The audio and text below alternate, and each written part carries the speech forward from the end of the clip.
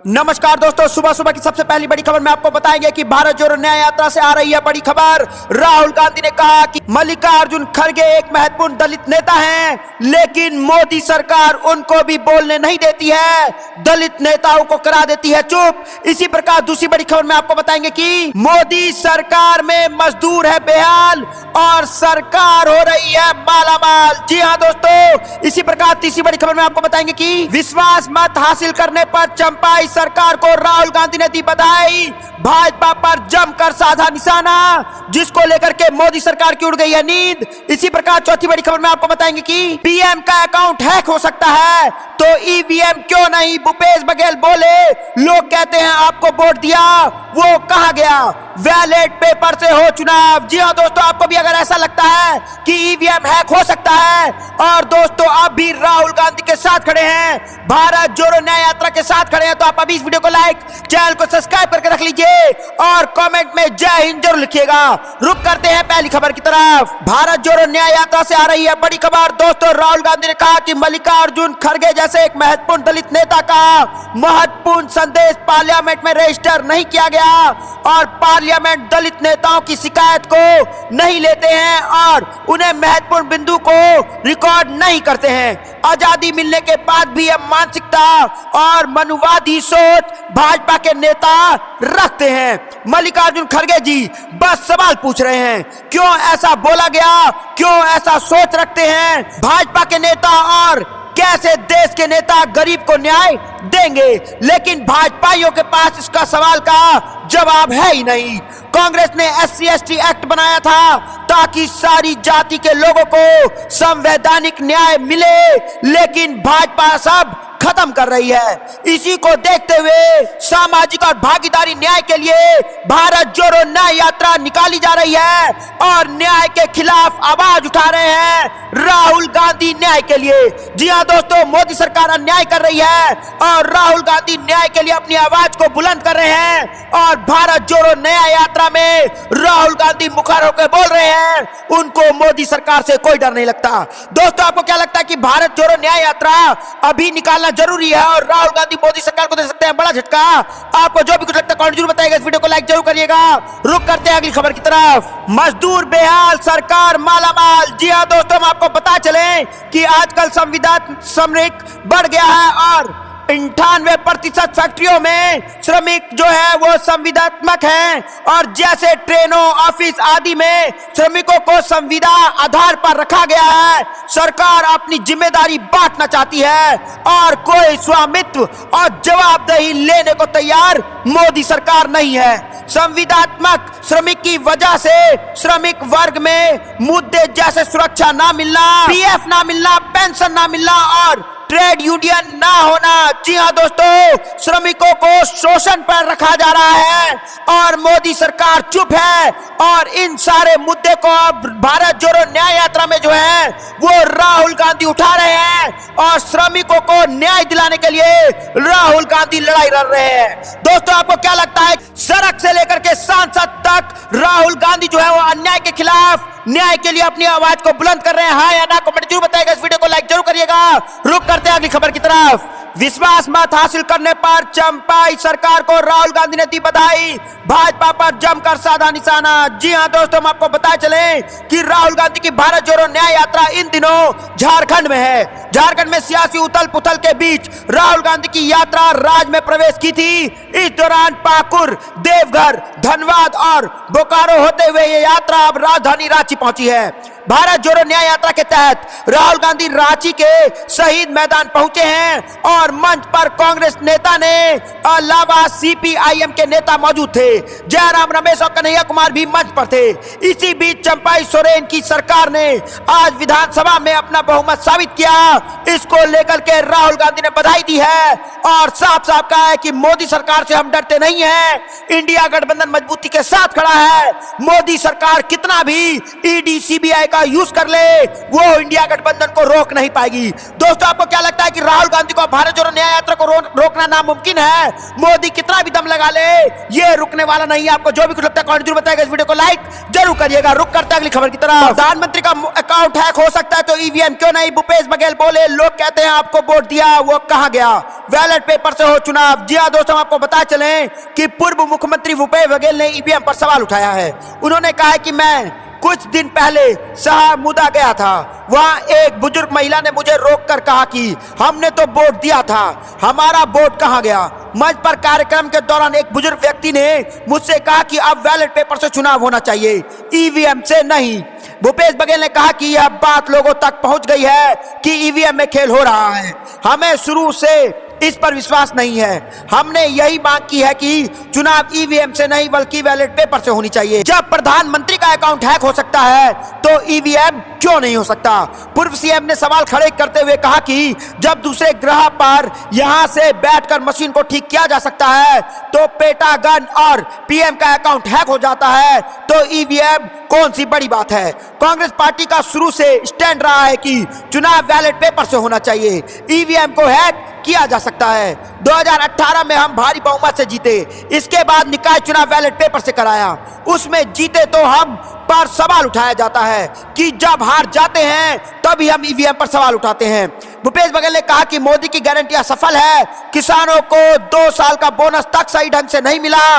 वादा किया गया था कि किसानों को 2 साल का बोनस दिया जाएगा, जबकि पुराना बोनस दिया गया जो 2014-15 का था, वो उस साल सूखा भी पड़ा था। भूपेश बघेल ने कहा कि जिन किसानों को बोनस मिला भी है उनका अभी परेशान है, कुछ लोग मर चुके हैं, कुछ लोग ने बंटवारा हो गया है, पर अब तक बोनस की राशि नहीं पहुंच पाई है।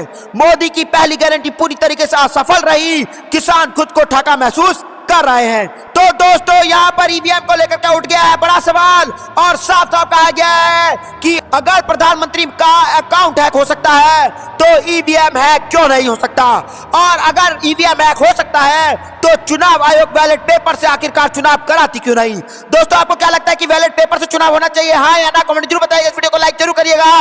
रुक करते हैं अगली खबर की तरफ। बेरोजगारी को लेकर के प्रियंका गांधी ने प्रधानमंत्री मोदी को घेरा, कहा असल में उनकी गारंटी बेरोजगारी की गारंटी है। जी हां दोस्तों, हम आपको बता चलें कि कांग्रेस नेता प्रियंका गांधी वाड्रा ने रिक्त सरकारी पदों को लेकर के मोदी सरकार पर निशाना साधते हुए आरोप लगाया कि प्रधानमंत्री नरेंद्र मोदी की गारंटी बेरोजगारी की गारंटी है।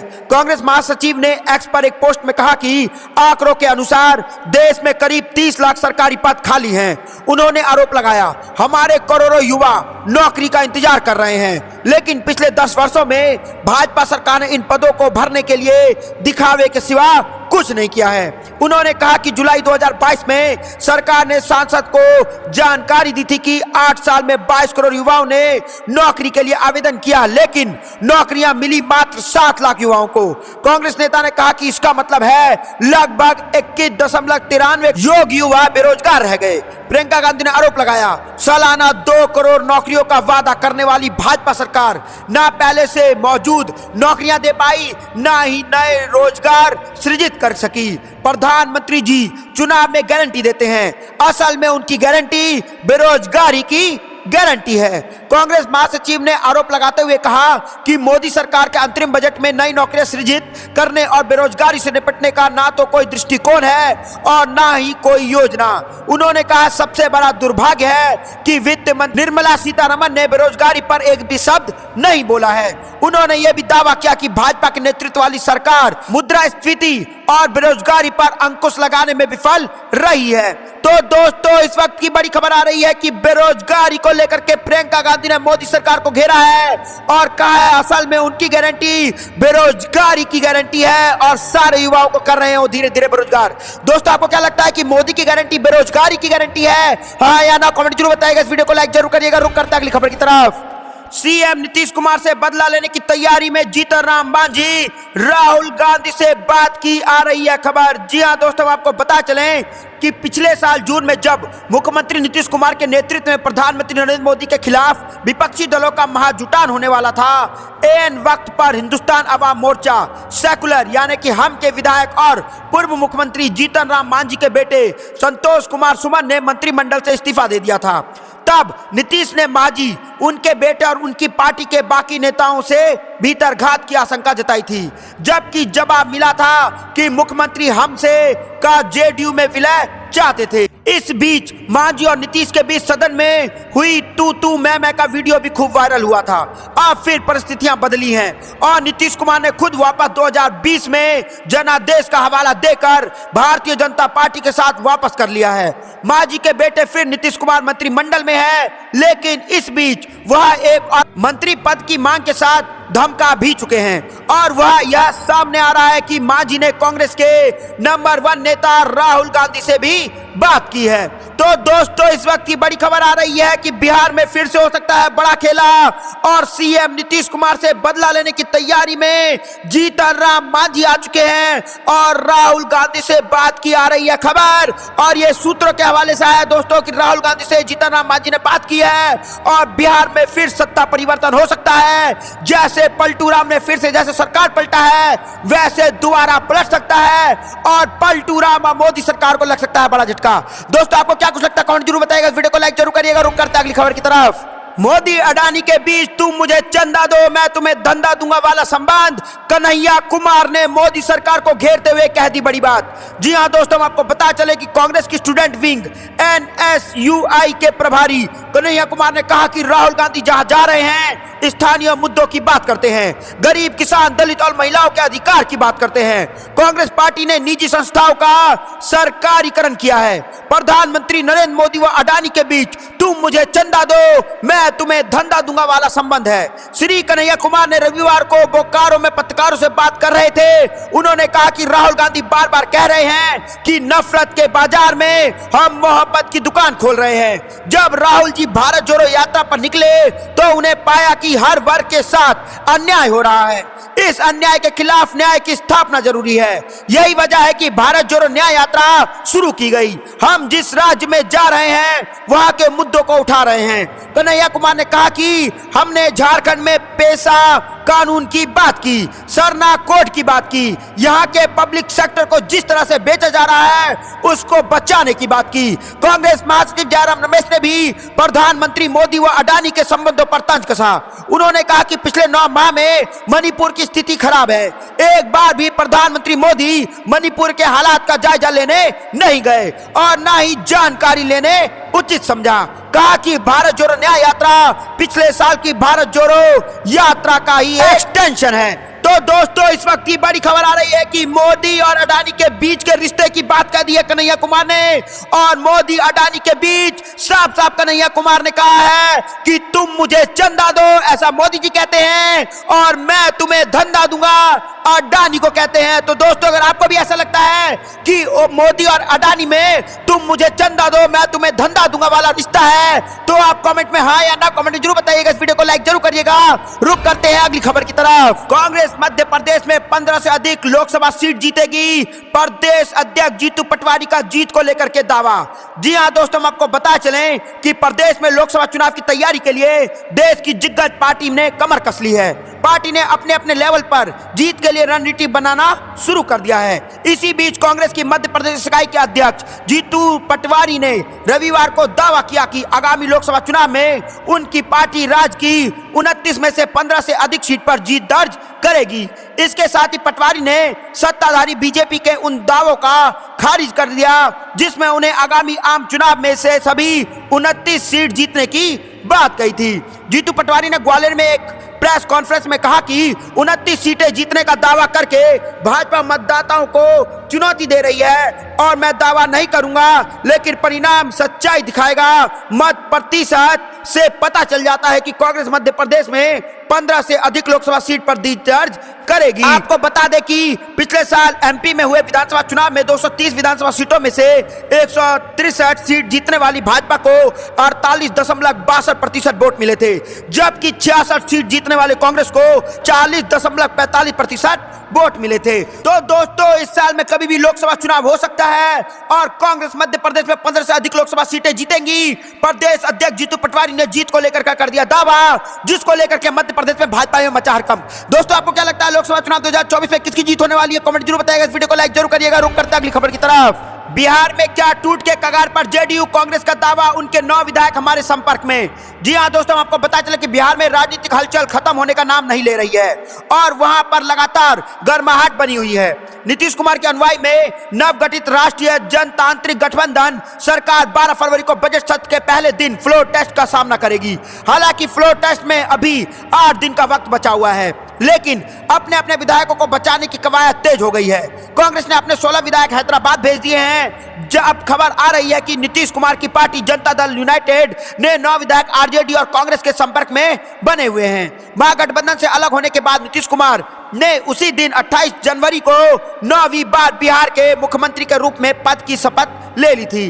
नीतीश ने महागठबंधन और विपक्षी दलों के गठबंधन इंडिया से अलग होकर भारतीय जनता पार्टी के साथ मिलकर फिर से नई सरकार बनाई है। नई सरकार के गठन के बाद नीतीश सरकार पहले 10 फरवरी को विश्वास मत हासिल करने वाली थी, लेकिन अब 12 फरवरी को बहुमत साबित करेगी। इसी बीच कांग्रेस सूत्रों का कहना है कि जनता दल यूनाइटेड के 9 विधायक राष्ट्रीय जनता दल और कांग्रेस के लगातार संपर्क में बने हुए हैं। इसलिए नीतीश के बाद झारखंड में नई सरकार बनाने के बाद भी हम 5 फरवरी को बहुमत साबित कर रहे हैं, जबकि नीतीश 12 फरवरी को करने वाले हैं। सूत्रों ने बताया कि वह बहुमत साबित करने को लेकर के ज्यादा समय ले रहे हैं क्योंकि वह टाइम काट रहे हैं। उनके 9 विधायक हमारे संपर्क में हैं और जेडीयू में टूट की संभावना जताई जा रही है। दोस्तों, यहाँ पर बिहार में फिर से नीतीश कुमार की गिर सकती है सरकार, क्योंकि बिहार में टूट के कगार पर फिर से है जेडीयू सरकार और कांग्रेस ने दावा कर दिया है कि उनके जेडीयू के 9 विधायक जो है वो कांग्रेस के संपर्क में है और कांग्रेस और आरजेडी मिलकर बनाने जा रही है सरकार। दोस्तों, आपको क्या कुछ लगता है कमेंट जरूर बताइएगा। इस वीडियो को लाइक जरूर करिएगा। रुक करते हैं अगली खबर की तरफ। भाजपा का अंत आ गया है, अखिलेश यादव का दावा, अपनों से ही हारेगी भाजपा। जी हां दोस्तों, हम आपको बताया चलें कि समाजवादी पार्टी के अध्यक्ष और उत्तर प्रदेश के पूर्व मुख्यमंत्री अखिलेश यादव ने रविवार को पीडीए में विश्वास करने वालों का हवाला देते हुए कहा कि एक सर्वेक्षण में यह बात सामने आई है कि पिछड़ा, दलित और अल्पसंख्यक की 91% आबादी इस बार पीडीए के लिए एकजुट होकर वोट करेगी और भाजपा के समीकरण तथा फॉर्मूले इस बार फेल हो जाएंगे। उन्होंने यह भी दावा किया कि भारतीय जनता पार्टी अपनों से ही हारेगी। यादव ने यह भी कहा कि भाजपा उम्मीदवारों के चयन में काफी पीछे रह गई है और उन्हें उम्मीदवार ही नहीं मिल रहे हैं क्योंकि कोई भी हारने के लिए लड़ना नहीं चाहता है। सपा प्रमुख अखिलेश यादव ने सोशल मीडिया मंच एक्स पर अपने एक पोस्ट में कहा, पीडीए में विश्वास करने वालों का सर्वे कुल मिलाकर 90% का बताया। यादव ने कहा कि 39% विछड़ों का विश्वास पीडीए में है, 16% दलितों का विश्वास पीडीए में है, 11% अल्पसंख्यकों का विश्वास, सिख, बौद्ध, ईसाई, जैन व अन्य और 4% में पिछड़ों के का विश्वास पीडीए में है। तो दोस्तों, 90% में से अधिकांश इस बार पीडीए के लिए एकजुट होकर वोट करेंगे और अखिलेश यादव ने पिछले दलित और अल्पसंख्यक के लिए पीडीए शब्द गढ़ा है और आगामी लोकसभा चुनाव में सपा पीडीए पर ध्यान केंद्रित कर रही है। उन्होंने सत्तारूढ़ भाजपा पर निशाना साधते हुए कहा कि भाजपा इसी कारण ना कोई गणित बैठा पा रही है ना कोई समीकरण। तो दोस्तों, यहाँ पर बड़ी बात कह दी अखिलेश यादव ने, भाजपा का अंत आ गया है और अखिलेश यादव का दावा कि अपनों से ही हारेगी भाजपा। दोस्तों, आपको क्या लगता है कि अपनों से ही भाजपा हारने जा रही है, हाँ या ना? कमेंट जरूर बताइएगा। इस वीडियो को लाइक जरूर करिएगा। रुक करते हैं अगली खबर की तरफ। भारत जोड़ो न्याय यात्रा की तैयारी में जुटे सचिन पायलट। जी हां दोस्तों, हम आपको बताया चले कि राहुल गांधी की भारत जोड़ो न्याय यात्रा सरगुजा लोकसभा में करीब 200 किलोमीटर की दूरी तय करेगी। फरवरी में प्रथम या दूसरे सप्ताह में न्याय यात्रा के सरजुगा आने की संभावना को देखते हुए तैयारी शुरू हो गई है। सरजुगा संभाग के 3 जिले सूरजपुर, सरजुगा और बदलराम रामपुर से होकर यह यात्रा गुजरेगी। यात्रा की तैयारी और रूट प्लान को अंतिम रूप देने के लिए टीम राहुल अंबिकापुर में कैंप कर रही है।